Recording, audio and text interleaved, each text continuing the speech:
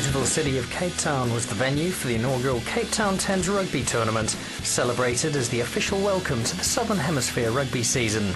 The Cape Town 10s is not just a rugby tournament, but a chance to catch up on old friends, forge new ones, and blend the game we all love with one hell of a party.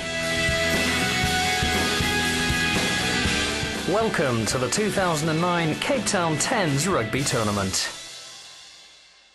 Good mates Robbie Fleck and Bob Skinstad hatched the idea for the Cape Town 10s with tournament director Ron Rutland over a couple of beers.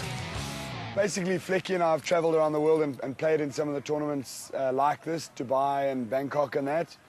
Ron Rutland is a close friend of mine, actually managed Bangkok tournament and then managed in Hong Kong as well. And we said to him, is this something you could do in Cape Town?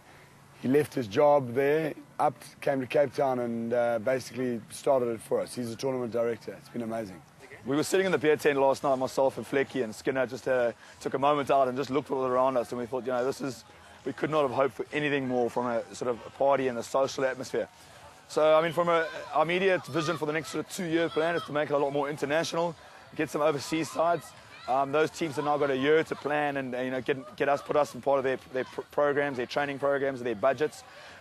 Teams like Munster and Stade France have already indicated very strongly that they'll be out here.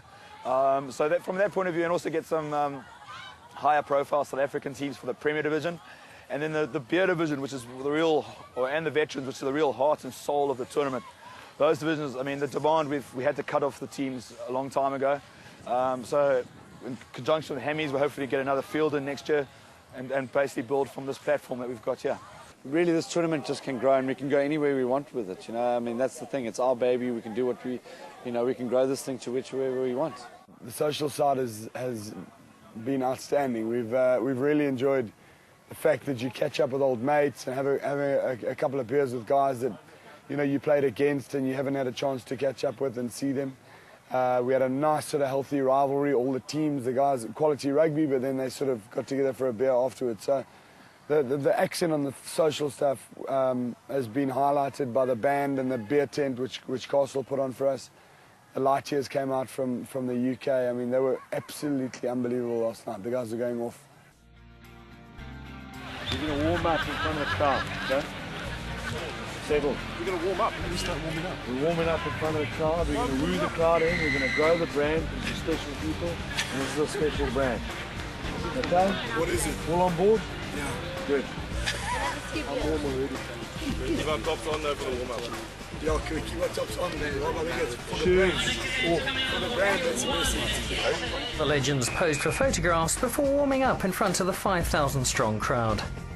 Part of the success of an event like this is the rekindling of old rugby friendships. Canadian and Springbok international Christian Stewart had one such encounter. Okay, just my boy Justin. Eddie Evans. We were roommates in the 91 and 95 World Cups. We lived in the same Can you believe it? How hard to put up with this guy? And that look what many happened years? to him. 10 grand. No, it's a pleasure to meet you, brother. Heard a lot about you. Up lines in and off us full. Yeah, wonderful to see Eddie Evans. He's come over from Bangkok. He's living in Bangkok. We played the 91 and 95 World Cups together, and we were actually roommates for both those World Cups. And Eddie would never sleep. It was quite amazing, and it's a true story. Every single night we'd put the TV on, and I'd beg him to turn the TV off, and he'd literally lie there the whole night watching TV.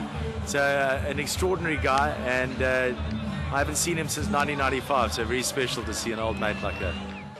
The Cape Town 10s was full of stories of old friendships and days gone by, but for the Sports Illustrated Adidas legends, the game at hand was the priority against local Super League A club team Durbanville, and the legends were certainly due a win. Out the blocks with a steely determination, the legends were defending from the first whistle, but held steady into half-time.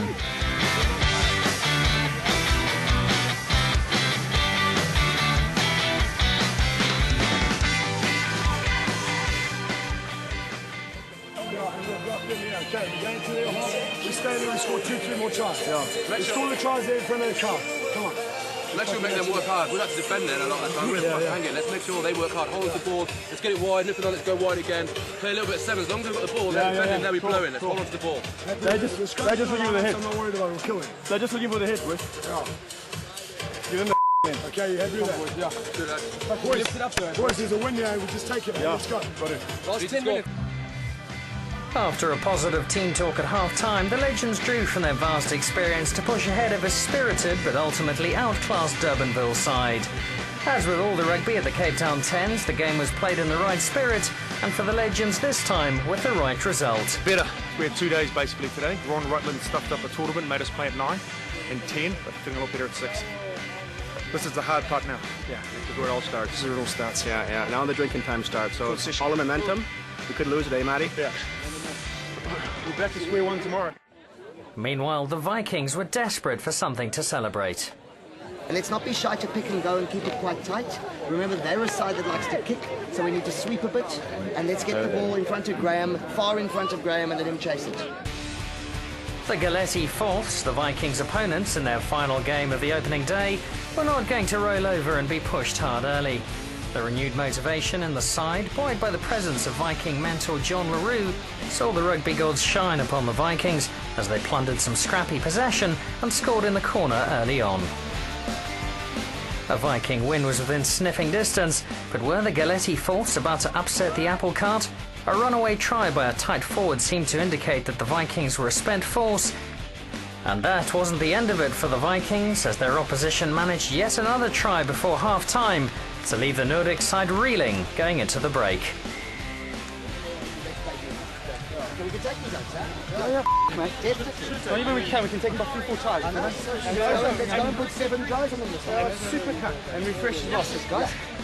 You guys don't get tired. No, not at all. I'm actually just peaking now. The half-time break seemed to lift Viking spirits, and with cold beers calling, this Viking team was fired up for that elusive victory. And with Brett Sparks scoring the early try, the Norduk team was suddenly within touching distance as the tension built across Cape Town.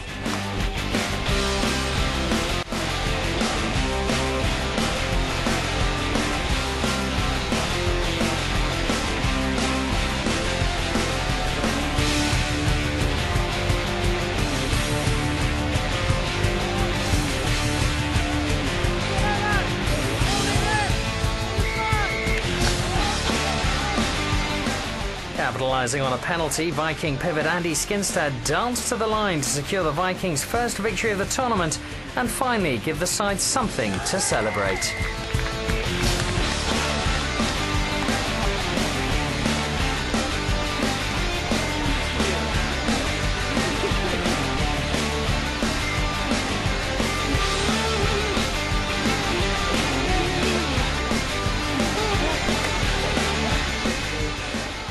Dropping the ball on the floor in that far corner.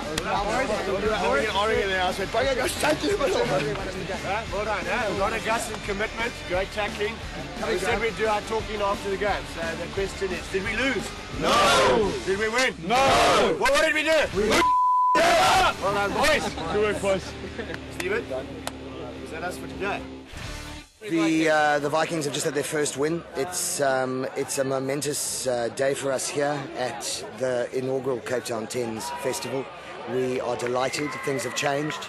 We were a team down and out, and we've bounced back with our first win against a pretty decent side, and we won it in the last moment. Andy Skinstad under the poles and the conversion to win it. Nothing short of spectacular.